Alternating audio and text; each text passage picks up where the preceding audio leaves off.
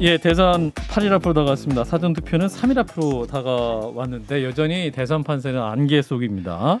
3일절인 오늘 여야 대선 후보들은 수도권을 돌면서 표심 공략에 나섰는데요.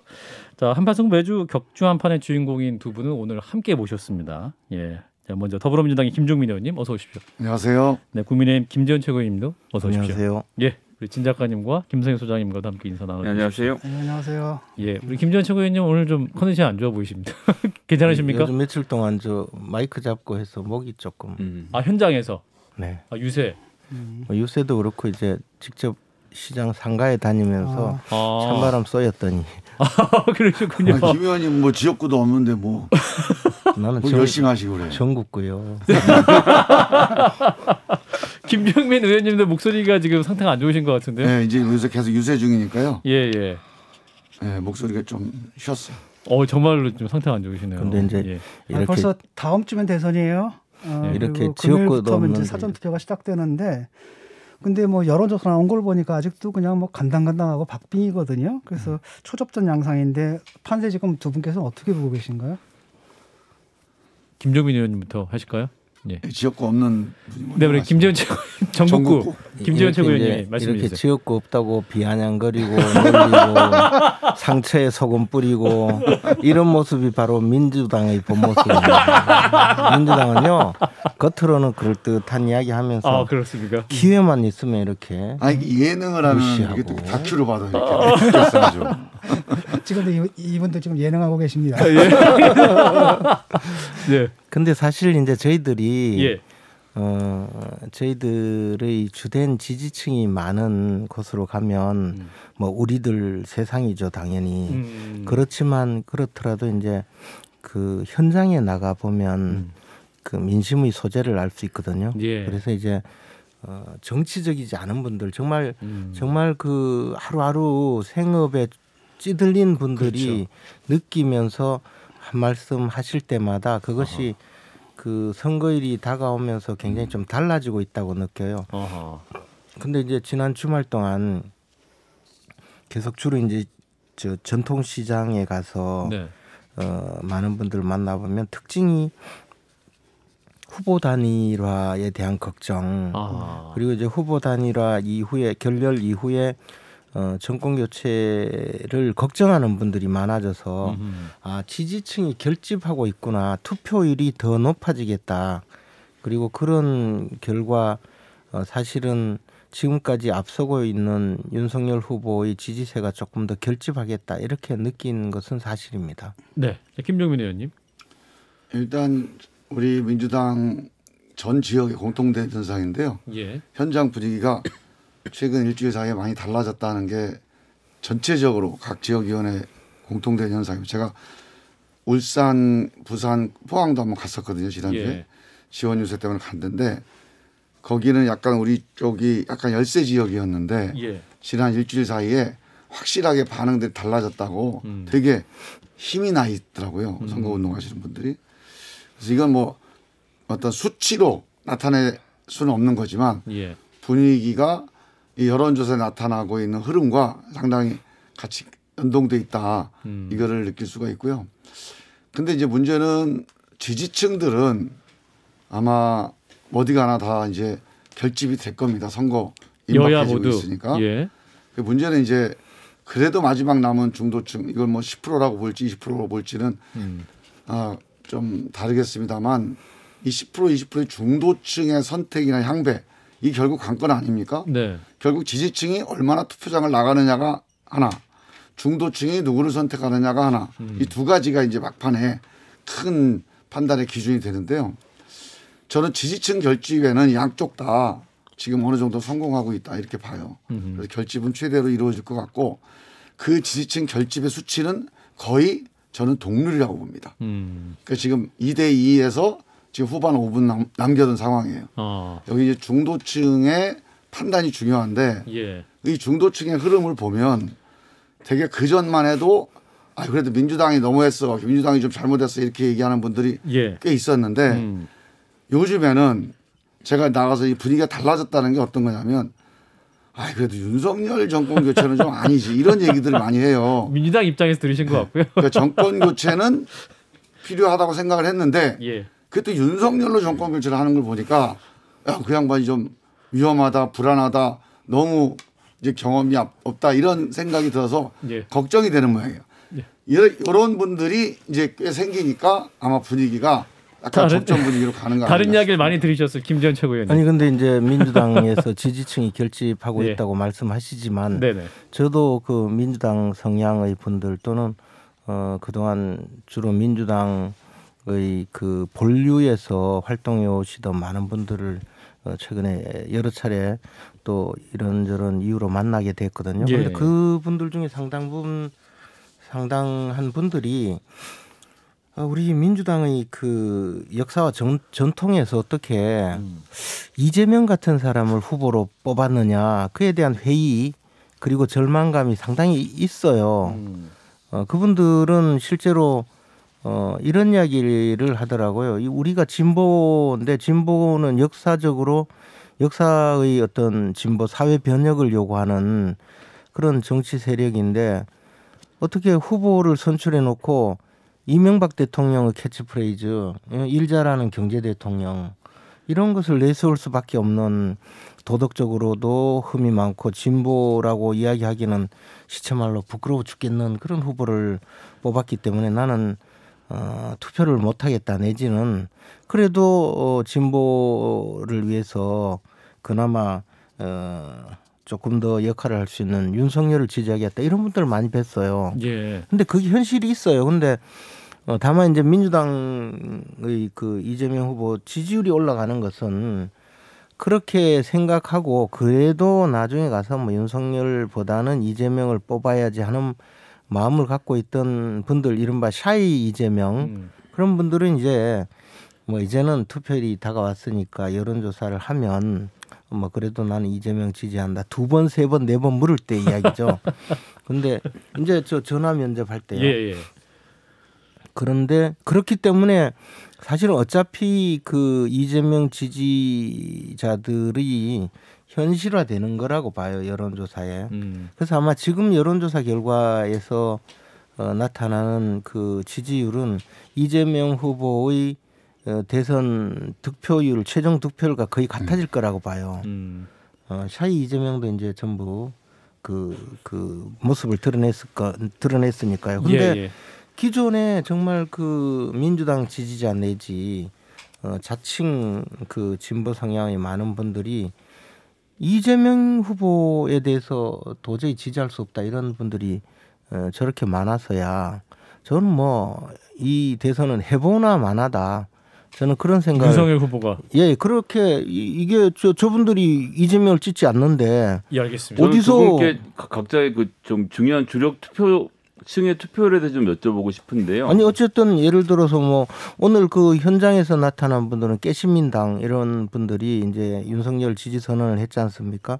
저는 이제 그런 측면에서 민주당이 이렇게 그 문제가 있고 흠이 많고 도저히 진보 정당이라고 할 수 없는 그런 선택을 한 것이 이번 선거에 결정적인 영향을 미쳤고 네. 지금이라도 늦지 않았으니까 후보를 교체하는 게 어떨까 그런 생각이. 저 어제 인쇄 들어갔습니다. 네, 후보가 자, 김종민 의원님. 등록이 됐기 때문에 그건 안 되고요. 그러면 뭐 할 수 없죠 뭐. 그러세요. 이제 이게 이제 한쪽을 대표해서 나오셨으니까 예. 이게 좀 이제 과장도 하고 좀 오버도 하고 할 수는 있는데 좀 그래도 우리가 청취자들 위해서 좀 가능한 한 정확하게 얘기를 좀 드려야 될 필요가 있는데요. 네, 김종민 의원님. 지금 우리 김재원 의원이 말씀하신 우리 지지층 내의 약간 균열 이런 것들이 이번 선거에 우리가 문제가 됐던 건 사실이었어요. 예. 그런데 실제로 이제 저도 그런 점에서 보면 제가 이제 경선 때 이낙연 대표를 지지했었기 때문에 예. 그 되게 신경 쓰이는 주제였거든요. 예. 그래서 그 점에 대해서 제가 대화도 많이 해보고 했는데 지금 오늘 일부에서 윤석열을 지지했다 이렇게 얘기하지만 또 같은 날 홍준표를 지지했던 분들이 또 이재명 후보를 지지하는 기자를 예, 내놨어요. 맞습니다. 예, 그래서 이제 그런 거는 분들. 선거 막판에 예. 뭐 소수에서 있을 수 있는 일이니까 예. 그게 대세와 지지자의 흐름을 보이는 그런 징표는 저는 아니라고 보고요. 예. 이런 게 있습니다. 제가 이렇게 쭉 대화를 해보면서 느낀 게 실제로 그냥 예를 들어서 뭐 그 경선할 때 또는 후보를 뽑았더라도 후보 교체가 가능할 때 그때까지는 최선을 다해서 하여간 이제 뭔가 자기 주장을 해보는데 네. 이제 막판에 선택을 해야 될 때면 두 가지밖에 없어요. 이재명 후보를 선택할 거냐 아니면 포기할 거냐. 그러니까 정 미우면 기권하는 겁니다. 그게 2007년도에 정동영 후보를 이명박 후보. 이른바 친노 유권자들이 비토했던 방식이 기권이었어요. 그래서 저는 이제 그거에 제가 걱정스러워요. 윤석열 후보가 넘어가는 건 그건 좀 상식적이지가 않아요. 왜냐하면 윤석열 후보가 정권 교체를 주장해서가 아니라 정권 교체를 주장하더라도 우리가 그래도 정권을 교체하면 민주당처럼 안 하고 국민 통합을 하겠다. 여야 협력해서 통합 정치하겠다. 예. 이렇게 갔으면 그걸로 넘어가겠는데 이 양반이 얘기하는 게 좀 심해요. 그러니까 되게 증오 또는 그런가요? 분열 뭐 이런 식의 언어가 저는 이 민주당 지지했던 분들의 마음을 끌고 가는 건 좀 불가능하다고 보고 지금 마지막에 저는 이제 이분들이 아 이번에 그냥 안 찍을래 이렇게 생각하는 분들이 있어요. 심지어는 제가 아주 가까운 젊은 여성들 중에서도 예. 의외로 기권을- 민주당을 오랫동안 지지하고 막 저한테 엄청나게 격려했던 분들이 안 찍겠다 이런 분들이 꽤 있었거든요. 예. 근데 그런 분들이 최근에 두 가지입니다. 선거 막판에 어차피 윤석열 후보가 이건 도저히 안 되겠다 이런 게 하나가 있고 또 하나는 이재명 후보가 뭔가 독주할 것 같았는데 먼저 독단적이고 독선적일 것 같았는데 어떻게 마지막에 보니까 우리 민주당도 의총에서 결의를 했지만 뭔가 국민 통합적 정치를 하겠다라고 알겠습니다. 자기의 그동안의 어떤 색깔이나 특징하고 좀 다른 변화된 노력을 하고 있는 거예요. 예, 알겠습니다. 오늘 김동연 후보하고도 함께 이게 뜻을 같이 했다는 게 저는 이게 중간층에 있는 분들 또는 주저하는 분들한테 상당히 큰 메시지다. 즉 이재명은 좀 불만이었는데 이재명이 과거의 이재명이 아니고 내가 알던 이재명이 아니라 새롭게 변화되는 이재명이에요. 그게 이제 선거의 의미거든요. 그런 메시지가 지금 전달되고 있어서 저는 남은 일주일 동안 지지층 중에 소극적인 분들 또는 이쪽 저쪽 다 싫다 이 중도적인 분들 이런 분들이 이 증오와 또는 어떤 뭐 민주당 박살내겠다 이런 정권 교체보다는 이재명의 그런 국민 통합 정치로 다시 변화하겠다 한번 노력해 보겠다 이런 노력에 표를 주지 않을까 저는 단일화. 그렇게 기대합니다. 동의하십니까? 단일화 얘기 근데 나오는데요. 이제 이재명 예. 후보는 뭐 한 입으로 두 말하는 분이잖아요. 입만 열면 말 바꾸고 달라지니까 그걸 누가 믿겠어요. 그리고 정치 개혁하려면 지금까지 뭐 하다가 이제 와서 정치 개혁 이야기하며 더 나가서 이제 그 제가 이제 생각할 때 지금 말씀하신 대로 어쩔 수 없이 뭐 사실 민주당에서 뽑은 후보니까 뭐 4452 후보든 뭐 어떻게 됐든 찍어야지 하는 분이 물론 많을 거예요. 그렇지만 지금 김종민 의원도 그렇게 생각하시네요. 보니까 문제가 있다고 후보 선출에. 그죠? 아니죠. 문제 옛날에 있어요. 투표하실 겁니까? 경선 과정에서 지지 안 했던 투표하실 분들이 거예요? 잠깐만요. 이제 지지하는 쪽으로 결집하기 시작했다. 그렇게 얘기를 드리는 거니까 좀 정확하게 얘기를 드리죠. 잠깐만요. 두 분 목소리가 부상당해서요. 잠깐 그러니까 쉬시고. 솔직히 예. 말하면 그 정치 개혁 얘기가 그리고 사실 저한테도 솔깃하긴 하거든요. 근데 문제는 그 공보물에 지금 들어가 있습니까? 안 들어가 있습니까? 일단 그 후보가 이렇게 공식적으로 얘기한 거예요. 특히 어제 공보물에 엊그제 안 들어가 우리가 있죠. 의총을 했잖아요. 예. 네. 이렇게 공개적으로 얘기해서 우리 진 작가님까지 솔깃할 정도로 얘기를 했다는 거는 예. 이미 국민들한테 약속을 한 겁니다. 아. 우리가 공보물이 약속을 하기 위해서 하는 건데 예. 그게 인쇄가 안 됐다 하더라도 예. 이게 모든 언론에 다 인쇄가 됐는데 인쇄 안 됐군요. 인쇄가 돼 있어도 믿을까 말까 한데 인쇄가 안 돼. 아니 입술 그건 이제 서비스 누가 인쇄된 믿겠냐는 이후라도 거죠. 예, 예. 이렇게 공식적으로 발표하고 언론에서 확인된 거 국민에 약속한 거는 그거는 돌이킬 수가 없어요. 아니 왜 국민한테 약속을 해놓고 몇 번 깼습니까? 뭐죠 연동형 비례대표제 그냥 배신 때렸고 후보 안 낸다라고 해놓고 그래도 좋은 약속이니까 격려를 해주시는 게 맞습니다. 그게 아니, 그 좋은- 가자 이렇게 하는 게 맞아요. 그때 깼던 약속들도 다 좋은 약속들이었어요. 그걸 깨신 그리고 거죠. 이러한 정치 개혁에 대해서 국민의힘은 어떤 입장을 갖고 계신지도 좀 궁금하거든요. 정치 개혁 다 그러니까 좋은 민주당은 이야기예요. 버리고 민주당 하는 얘기는 그러니까. 없이 국민의힘은 어떻게 생각하시는지. 예를 들면 우리는 어차피요 개헌이라든지 국민통합형 정부를 꾸려갈 수밖에 없어요. 지금 대통령 후보에 당선 되더라도 대통령 후보 윤석열 후보가 대통령에 당선되더라도 민주당이 협력하지 않으면 법률안을 통과시킬 수도 근데 이 없고 민주당 박살내겠다 그러던데 보니까 오늘도 그러던데. 자, 말씀하실 기회를 좀 주시고. 자, 김재현 차관님 계속해 주세요. 못된 민주당은 박살내죠. 계속해 근데 주세요. 민주당이 예를 들어 국무총리 후보자 한 분도 동의하지 않으면 임명할 수 없거든요.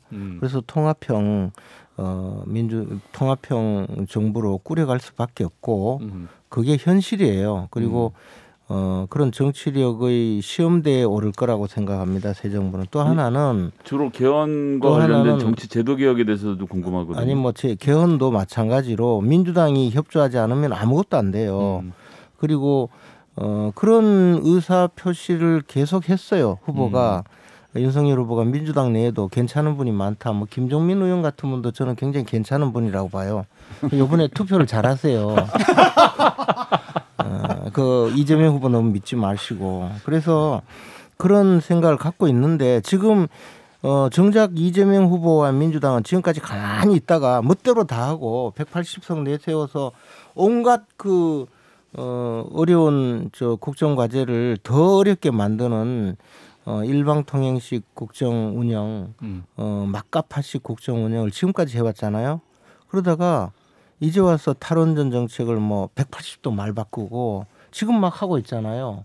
이런 분들이 무슨 개혁을 합니까? 예. 저는 그런 의미에서 정치 개혁이라는 말 자체를 쓸 수 있는 알겠습니다. 예. 제가 지금 질문을 주인공이 드릴게요. 아니라고 봐요. 진 사실 작가님. 그 지난번 3차 토론 때 이제 그게 주제가 아니었습니까? 근데 제가 놀랐던 건 뭐냐면 그 부분에 대해서 윤석열 후보 입장이 전혀 없다라는 것. 하나 나온 게 이제 중대선거구제 얘기를 했는데 이게 캠프 입장도 아니고 당의 입장도 아니고 개인적인 입장이라는 거거든요. 근데 사실상 우리가 지금 국민들이 기대하는 게 바로 뭐냐면 이런 최악의 후보들을 갖게 된 이 최악의 선거를 갖게 된 게 87년 체제. 이것의 한계를 드러낸 거고 이것을 극복할 수 있는 뭔가 좀 건설적이고 생산적인 안을 갖고 나왔으면 좋겠다라고 믿었는데 그 부분이 확 비어 있고 아마 그 빈 부분을 좀 민주당에서 치고 들어오는 것 같거든요. 여기에 대한 입장 같은 게 정말 궁금해요. 그냥 민주당은 뭐 그렇다고 안 믿는다 치더라도 그렇다면 국민의힘은 어떤 입장을 갖고 있는가? 결선 투표제 도입할 건가? 선거법 개정할 것인가? 여기에 대해서 국민들한테 좀 분명하게 얘기를 해야 되지 않겠습니까? 어쨌든 지금 선거법은 민주당이 다수 의석을 그 기반으로 해서 멋대로 만든 선거법이거든요. 그래서 이제 국민들이 전부 한번 이제는 정치 체제를 새로 바꿀 필요가 있다라고 생각하고 있다고 저도 느껴요. 그래서 정말 국민의 그 숙고한 의사를 전부 모아서 원점에서 재검토해야 될 시기가 되었다고 봅니다. 비례대표제 확대 같은 부분에 대해서는 국민의힘이 따로 정하시고 있는 입장이 있는지도 저는 궁금하거든요. 지난번에 이제 비례대표제 연동형 비례대표제뿐만 아니라 선거구 획정 문제에 대해서 제가 담당을 해봤었는데요. 예. 비례대표제 확대를 하려면 그것은 그 지방의 특히 이제 이른바 정치적 소외 지역이라고 할 수 있는 농어촌 지역의 대표성 확보 문제와 같이 가기 때문에 그러면 의석수를 늘리느냐의 문제가 또 있어요.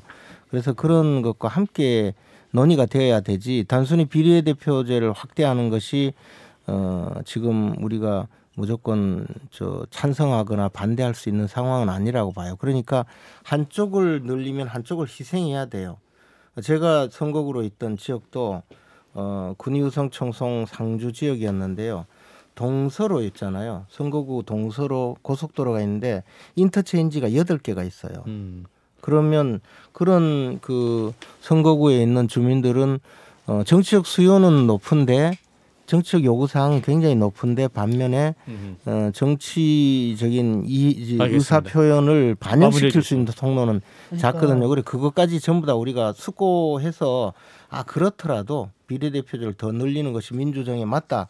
그렇게 해서 공약에는 아직 해야 되겠죠. 없으신 그러니까 거죠. 원점에서 고민한다라는 건 뭐냐면 이제까지 고민을 안 했다는 얘기거든요. 아니 우리는 수없이 고민했어요. 그러니까 수없이 고민했는데 수없이 이 부분에 대해서 여야 간에 협의가 되어서 결국에는 그러면 비례대표 숫자는 현상 유지하자라고 결론이 났고 하기 때문에 그것을 다시 의논해야 되고요. 또 하나 비례대표의 의석 배분과 관련해서 연동형 비례제를 들고 나온 민주당의 주된 이유는 결국은 공수처법 통과를 위해서 들고 나와서 나중에 마무리해 주시죠. 그 자매 정당을 2개나 만들어서 의석을 더 많이 가져갔죠. 그래서 정의당 심상정 대표는 사실 시쳇말로 헛물 켜다가 등골만 알겠습니다. 빼먹힌 꼴이 됐죠. 근데 여태까지 저는 이제 국민의힘 측에서 선거법에 대해서 자신들만의 대안을 갖다 제시한 걸 본 적이 없어요. 반대만 하는 것 같아요. 저도 좀 한 말씀 좀. 예, 그럼 김용민 의원님 하시고 마무리하고 다음으로 저는 이제 이 넘어가겠습니다. 문제가 이게 좀 약간 전문적인 문제라서 구체적인 안을 가지고 이제 말씀드리기는 뭐하고요. 그건 나중에 우리 선거 끝나면 네. 한번 한판 승부해서 자리를 한번 만들어주시면 좋겠고. 알겠습니다. 저는 이렇게 봅니다. 이 정치개혁 국회를 바꾸자 이게 엄청나게 나한테 의미가 있다고 봐요. 근데 우리 국민의힘에서는 우리가 정권 잡으면 다 해결된다. 이 논리가 커요. 그러니까 우리한테 정권을 줘라. 정권 교체하면 다 해결해 줄게. 이게 메시아 민주주의예요. 우리가 대통령 하나 잘 세워서 우리가 정권 잡으면 다 해결해 줄게. 지금 8명째입니다. 그동안의 대통령들이 훌륭한 분이 많았으나 안 됐습니다. 이게 안 되는 겁니다. 이 대한민국 G7 수준의 대한민국을 대통령 한 명 잘 뽑는다고 문제가 해결이 안 돼요. 그 결국은 입법기관인 국회, 국민을 대표하는 국회가 지금처럼 다 1등만 뽑잖아요. 1등 대표제거든 우리나라 선거제는. 그러니까 1등 뽑으면 다 엘리트가 돼요. 그래서 엘리트들이 모인 국회 가지고는 이 수많은 다양한 민심을 종합해서 합의해내고 국민들의 리더십을 가질 수가 없어요. 예. 그래서 사실은 이번에도 정권 교체만 하지 말고 정권 교체는 뭔가 바꾸자는 거거든요. 바꿀 때 정치를 근본적으로 바꿔야 되겠다. 그러려면 이 국회, 이 엘리트 국회, 기득권 국회를 바꿔야겠다.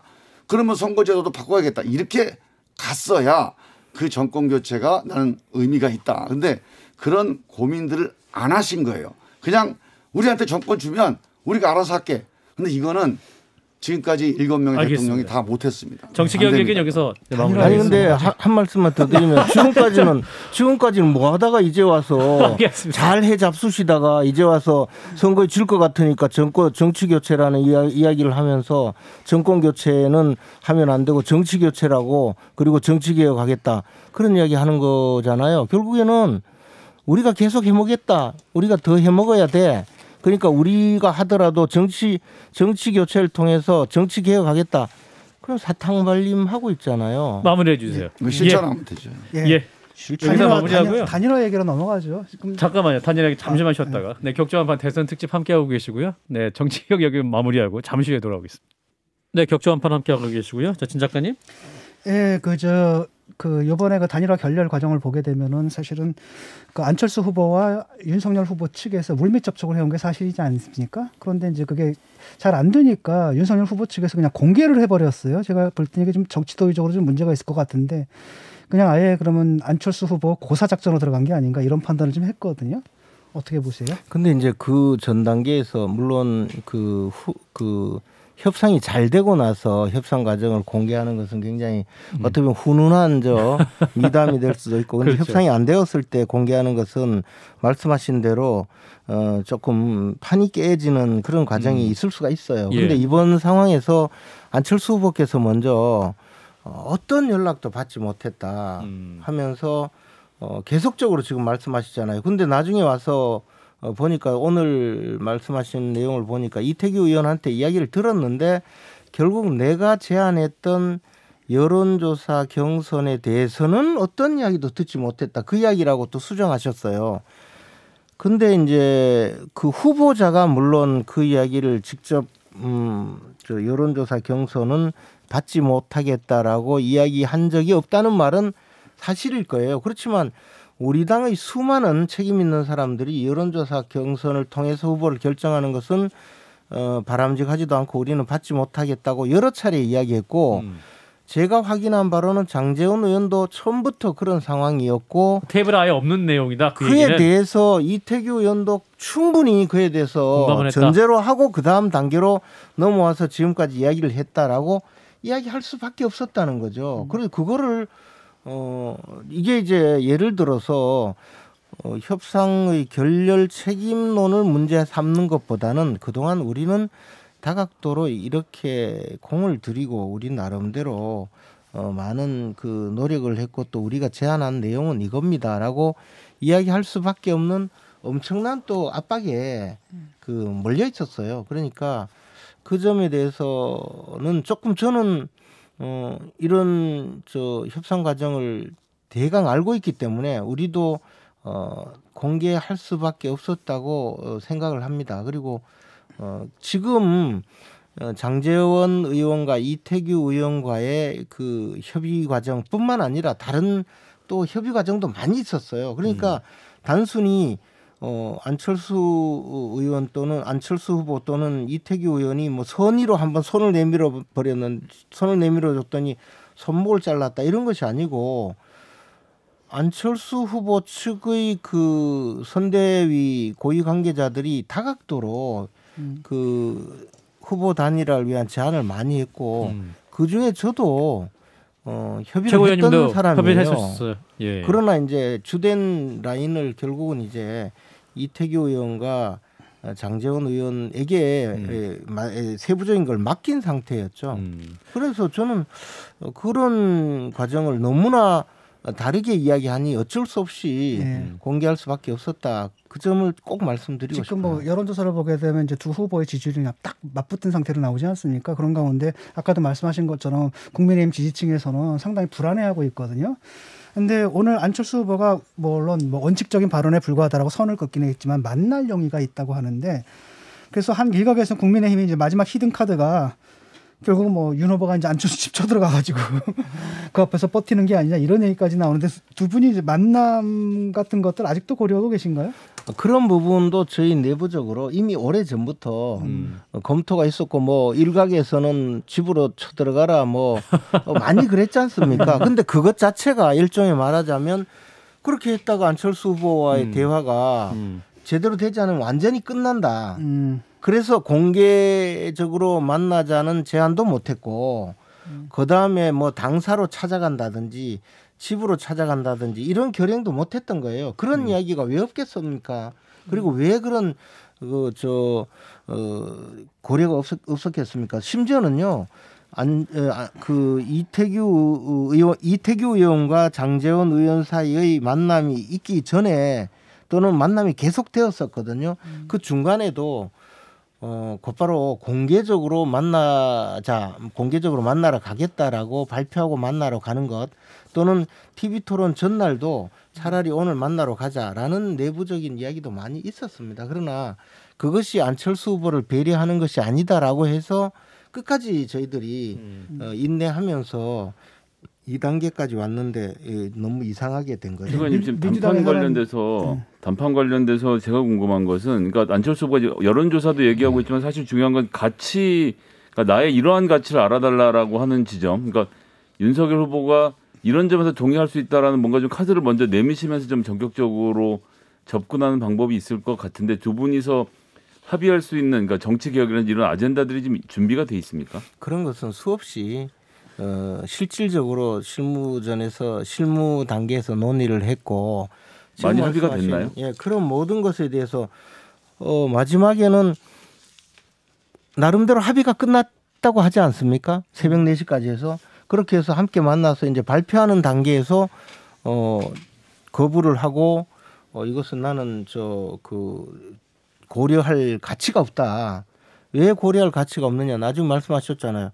여론조사 경선을 받아들이지 않았으니 그 나머지는 뭐가 필요하겠느냐 이 말씀이시잖아요. 그러니까 결국은 지금까지 헛일을 한 것이죠. 사실은 두 분이 이태규 의원과 장제원 의원은 여론조사 경선은 없는 것을 전제로 나머지 대화를 이어왔는데 그렇게 다 하고 또 제가 알기로 이태규 의원은 처음에 만나자는 약속이 있었다. 만나자는 제안이 있었다. 알겠습니다. 그래서 약속했다. 그리고 만나러 간다.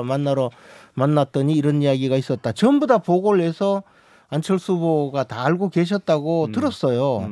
그런데 그렇게 해서 또 새벽에 다시 논의가 되었고 그래서 결론이 나고 아침에 발표하는 과정에서 이것이 없어진 것이 되었는데 그렇다면 어떻게 그 상황을 그냥 또 넘어갈 수가 있겠습니까? 그래서 일단락하는 단계에서 공개를 하게 되었고 앞으로 그렇더라도 계속적으로 후보 단일화를 위해서는 노력을 하고 있습니다.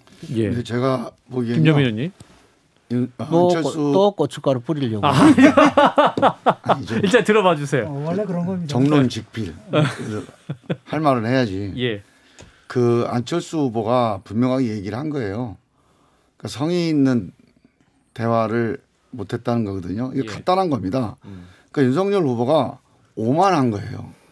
어차피 뭐 안철수 없어도 될 수도 있고, 그리고 또 만약에 이렇게 차이가 많이 나는데 무슨 여론조사냐, 그냥 꿇어라 이거예요.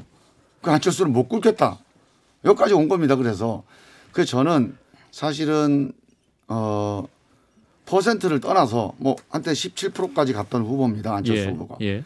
그리고 10여 년 동안 나름대로 자기 아젠다를 가지고 60석의 정당도 이끌어본, 그리고 제1야당 대표도 한 사람이에요.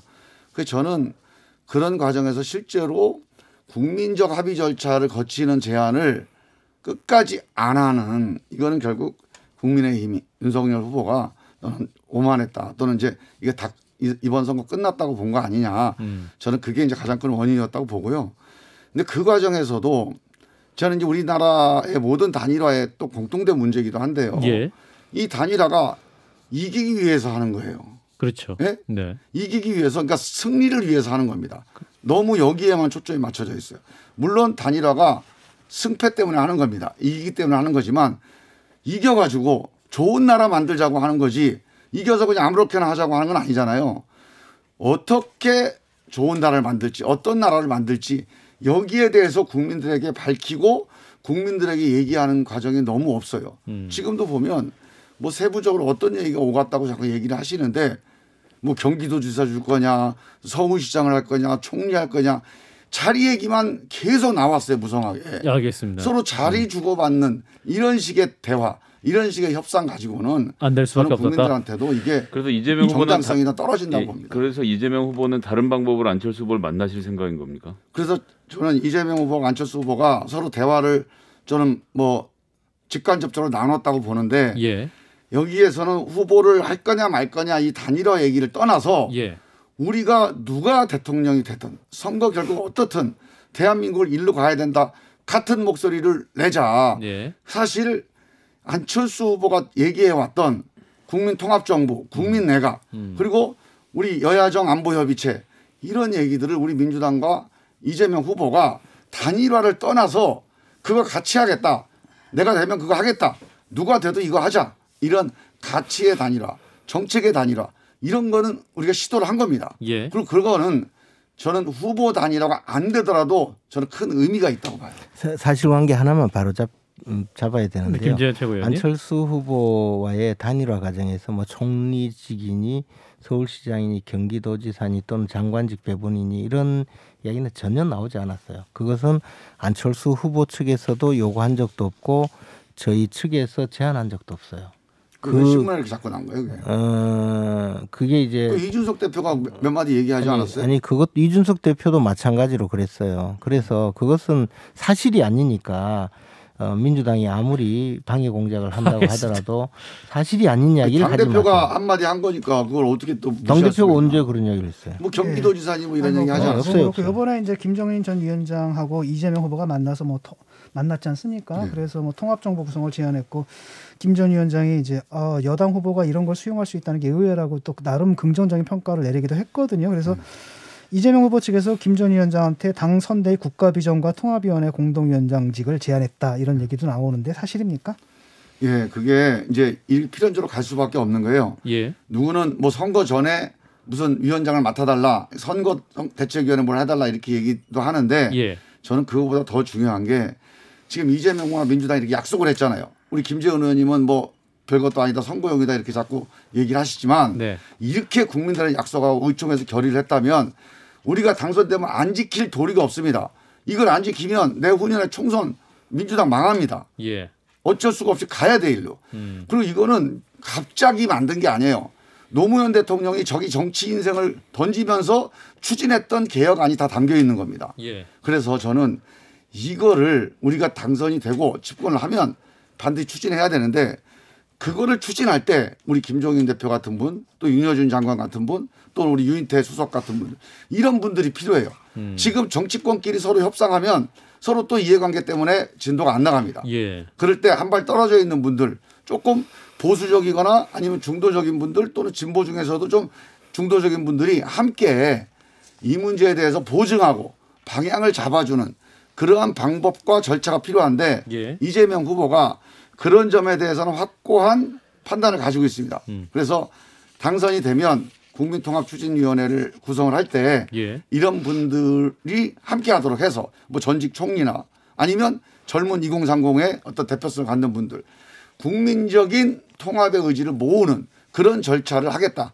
여기에 대해서는 확고한 결단을 갖고 있습니다. 예. 자, 오늘 3.1절이기도 하니까 관련 얘기들 또 우크라이나 얘기를 포함해서 좀 해보겠습니다. 먼저 우크라이나 사태 관련해서 이제 이재명 후보 또 윤석열 후보 모두 입장을 내시기도 했는데 오늘 그 SNS에 그 We Stand with Ukraine 그 윤석열 후보가 우리는 우크라이나와 함께한다는 글과 함께 화난 표정의 그림을 매직으로 그린 귤 사진을 올려가지고 논란이 됐었죠. 우리 김성희 소장님과 진중권 작가님은 그 김건희 씨 작품이 저는 아닌가라는 김건희 씨 작품이라고 얘기한 적 없습니다. 그 전 작품과 동일인의 작품이라고 기존 작품과 동일인의 작품이다라고 예 갑자기 개인 양식이라고 했죠. 예 속적으로 예 아무튼 그전 작품 동일인인 것 같다라고 말씀하셨는데 개인 양식이라고 이렇게 미적으로 분석해 주셨는데 김재현 최고위원님 뭐 그야 뭐저 실무진의 그 저 어떤 자신들이 조금 올린 것이라고 알고 있고요. 예, 저는 예. 뭐 그에 대해서 별 의견이 없습니다. 그리고 앞으로도 지금 선거 기간 중이기 때문에 뭐 그런 논란이 빚어질 일은 조금 앞으로 자제하지 않을까 그런 생각이 들고요. 그게 뭐 또 큰 문제가 있었다고 특별히 느끼지도 않습니다. 왜냐하면 이제 우크라이나 사태에 대해서 현재 우크라이나에서 벌어지고 있는 이 전쟁의 참상에 대해서 윤석열 후보는 굉장히 직시하고 있거든요. 이 문제가 왜 벌어졌는지. 예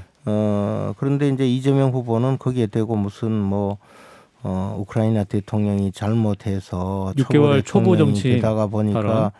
러시아를 자극해서 전쟁이 일어났다는 이런 정도의 그 생각을 갖고 있는 분이 만약에 정말 우리나라의 대통령이 되면 어떤 일이 벌어질까? 저는 그것이 증폭되어서 결국은 뭐냐면 또 이재명 후보 과거에 평화는 중요하다. 아무리 비싸게 뭐 얻은 평화도 전쟁보다는 낫다 이러면서 그렇게 이야기하는데 현장에 보여잖아요.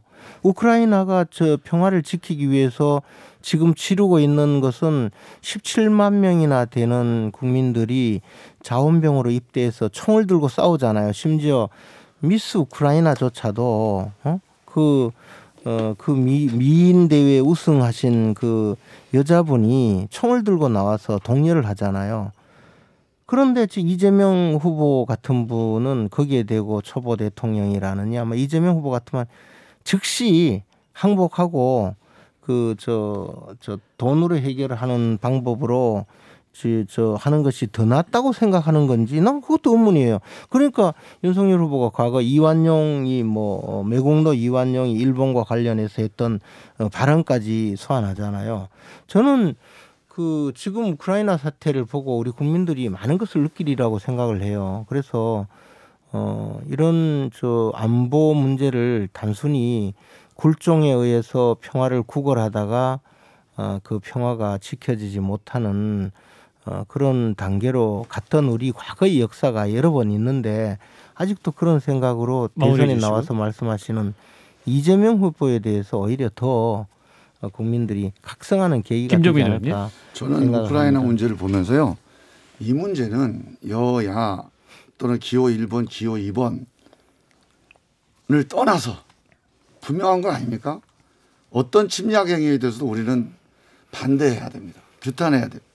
그리고 그 외부의 부당한 침략에 맞서서 주권을 지키기 위해 싸우는 그 나라 국민들에게 연대와 응원을 보내야 됩니다. 함께해야 됩니다.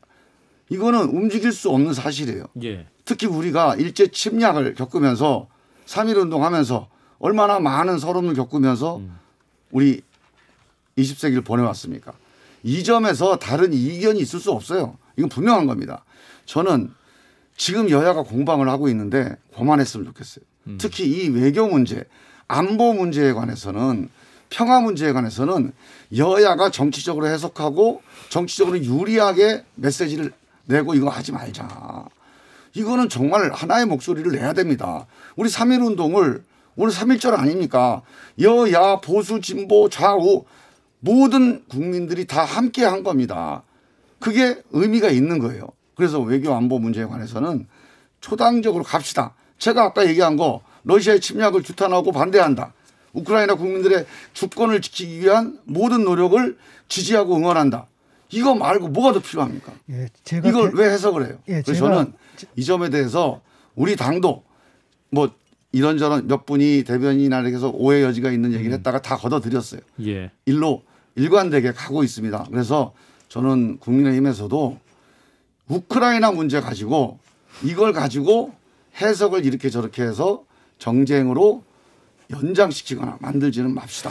진 작가님? 먼저 3.1절 맞이했다고 의원님, 3.1절 진 맞이했다고 반일팔이나 중단하세요. 진 작가님 먼저. 그러니까 사실은 제가 그 분명히 얘기했지 않습니까? 이재명 후보한테 얘기하기를 두 분 간의 싸움에 내가 개입하지 않겠다. 그런데 정말 그 동영상 보고 이재명 후보 말을 딱 듣는 순간 분노가 치솟더라고요. 그래가지고 개입할 수밖에 없었는데 일단은 그 원인을 찝는 게 코미디언 대통령을 뽑아서 정치 초보를 뽑아서 이런 일이 벌어졌다. 그러니까 한마디로 이 지정학적인 상황에 대한 이해가 민주당에서는 하나도 없다는 겁니다. 그리고 이걸 후보가 얘기한 게 아니라 후보만 얘기하는 게 아니라 저는 박용진 의원이 이런 얘기를 했거든요. 선대위원장이죠, 이분이. 이걸 보고 그다음에 MBC라는 그 친여 매체죠. 여기서 아주 공식적으로 이런 방송을 내보내고 또 친여 예컨대 최민희 씨부터 온갖 사람들이 했을 때 아, 이것은 어떻게 판단되냐면 민주당에서 윤석열 후보를 공격하기 위한 프레임을 짠 거다 이렇게 판단하거든요. 그런 식으로 이용을 해먹고 생각을 해보십시오. 이재명 씨 말대로라면 아 그럼 러시아에서 돈바스 지역 떼내줘. 그러면 알았어. 크리미아 떼내줘. 알았어. 드릴게요. 평화. 돈바스 떼내줘. 드릴게요. 떼내줘. 그다음에 하리코프 떼내줘. 그럼 예 평화를 해서 떼내주고 이러실 겁니까?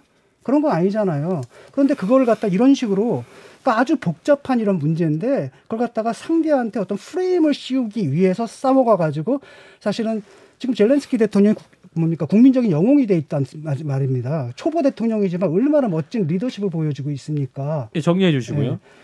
근데 이제 너무 이제 진 작가님은 너무 그걸 확대 해석하신 거고요. 그러니까 우리 이제 쪽의 민주당의 발언 중에 좀 오해 여지가 있는 발언이 있었던 건 사실이지만 그게 원인이라고 얘기한 건 아니에요. 예. 그 원인은 분명한 겁니다. 러시아의 침략에 대해서 우리는 단호하게 반대한다. 그런 원칙에서 이탈해 본 적은 없어요.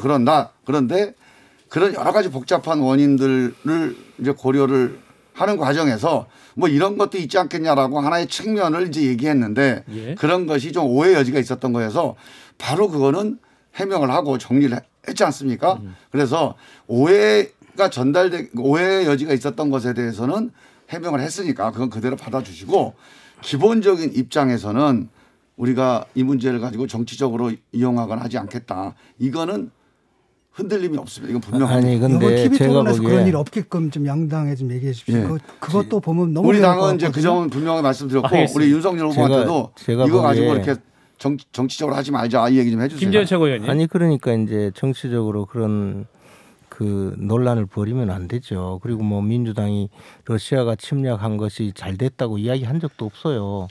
그런데 이걸 선거에 이용해 먹기 위해서 무슨 초보 대통령이 러시아의 그 감정을 건드려서 전쟁이 벌어졌다는 이 대통령 후보가 뭐라고 했는지 이재명 후보가 뭐라고 했는지 기억 안 나세요?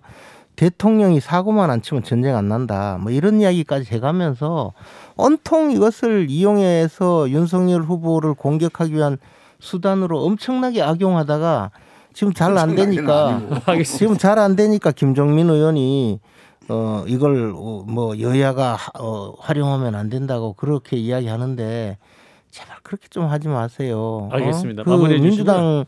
민주당에서 하는 걸 보면요. 국내 정치에 외교를 끌어들여서 얼마나 많이 이용해 먹었습니까? 그리고 뭐 총선은 한일전이다고 그렇게 끌고 왔다가 이번에는 또 뭐 무슨 뭐 반일파리의 또 한 내용으로 무슨 한반도에 일본군 상륙을 뭐 요구했다느니 하면서 자위대 허용 발언. 자위대를 뭐 한반도에 끌어들이는 망언을 했다고 공격하다가 뭐 하여튼 저는 보면요. 제발 좀 그런 식으로 나라의 그 근간을 흐트리는 그런 주장 좀 안 했으면 좋겠어요. 그러니까 의원님 말씀은 알겠는데 제가 기억으로는 윤석열 후보가 그거 비슷한 발언을 하긴 했어요. 아니 그것도요. 그것도 그 질문을 하니까 아무리 그렇게 만약에 조약이 되어 있다고 하더라도 그렇게 하지 않겠다는 이야기를 하려고 하는데 중간에 끊어서 한 거잖아요. 그리고 그런 내용 자체가 불가능한 거예요. 유사시에 들어올 수 있고 유사시에 유사시라는 것이요. 유사시에 들어오면 안 되죠. 그리고 그것도요. 우리 정부의 허락이 없으면 불가능해요. 그리고 더 나가서 대통령이 허락을 하면 또 아니 궁금한 말도 안 되는 이야기를 자꾸 하지 궁금한 마세요. 것은 한미일 동맹을 하겠냐는 것이 국민의힘의 입장인지만 궁금한 거죠. 아니 그것은 우리가 군사동맹이 미국과 되어 있잖아요. 미국과 또 일본은 미일 조약이 되어 있고. 한일은 안 돼 있으니까 그 부분에 그리고 대한 우리가 지금 그 저 한미일 상호방위 조약은 하지 않잖아요. 거기 뭐 더 이야기가 뭐가 있습니까? 그걸 또 할지도 모르니까 윤석열 대통령 되면 제발 그걸 하겠다는 거 아니에요? 제발 걱정이잖아요. 제가 이 마당에 꼭 한 말씀 드리겠는데 그런 헛소리를 해가면서 꼭 선거운동을 해야 됩니까? 아니라고 그만큼 그러니까 이야기하는데 이쪽에서 그렇게 주장한 다음에 하면은 그 다음에 비판을 해야 되지. 그렇게 주장할지도 모른다. 주장할지도 모른다. 그리고 뭐 알겠습니다. 그렇다고 하면서 너희들은 친일 정권이냐 이런 식으로 그럼 이제 TV 토론 나는 마무리하겠습니다. 정말 이걸 보면서 얘기하시면 안 되지. 좀 안 됐어요. 저렇게 할 말이 없는가. 마무리하겠습니다, 의원님. 그리고 상식적으로 가야죠. 네, 그리고 격조한판 오늘 다행이네. 더불어민주당 근데 김종민 오늘 의원. 제가 보니까 결론은 잠깐만요. 김종민 의원이 투표하겠다는 이야기를 안 하는 거 보니까 안 할 잠깐만요. 것 같아요. 네, 의원님 잠깐만요. 끝내야 투표를 됩니다. 해야지 왜 안 합니까? 자, 두 분 마무리 발언 40초씩 드리겠습니다. 자, 김종민 의원부터 해주실까요? 예, 우리 이제 일주일 남았는데요. 이제 마지막에 이쪽 저쪽 다 싫다. 아직도 모르겠다 이런 분들에게 꼭 말씀을 드립니다. 예, 심상정을 찍으십시오. 국민 통합에 꼭 투표를 해 주십시오. 국민 여러분. 정권 교체를 통해서 잠깐만요. 대한민국이 다시 또 적폐몰이 분열 또 이런 싸움 박질 이런 것들이 반복되지 않도록 이번에는 국민 통합에 꼭 투표해 주시기 바랍니다. 김재현 최고위원. 지금까지 이 나라를 갈기갈기 찢어놓고 여야 대결, 지역 대결, 계층 간 대결 또는 온갖 그 분열을 자행한 정권이 민주당 정권 아닙니까? 이재명 후보는 거기에다가 가족 간에도 분열을 일으키고 형수에게도 쌍욕을 하는 분이 무슨 국민 통합입니까? 국민 여러분, 이재명 후보에게 속지 마십시오. 그리고 이번에는 정권 교체가 필요합니다. 김종민 의원님 투표하실 겁니까? 안 하실 거죠? 왜 자꾸 마무리하겠습니다. 못하게 몰고 가 그래. 왜. 특집 격조한판 더불어민주당 김종민 의원, 국민의힘 김재현 최고위원이었고요. 다음 주에 한 번 더 모시겠습니다. 두 분 고맙습니다. 예, 감사합니다.